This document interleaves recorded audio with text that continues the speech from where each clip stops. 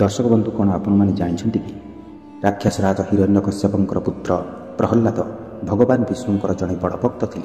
असुर होइथिबारु हिरण्यकश्यपंकु ताहा पसंद आसुनथिला। तेणु से बारंबार कहवा पर भी प्रहल्लाद भगवान विष्णु को आराधना करुथिले।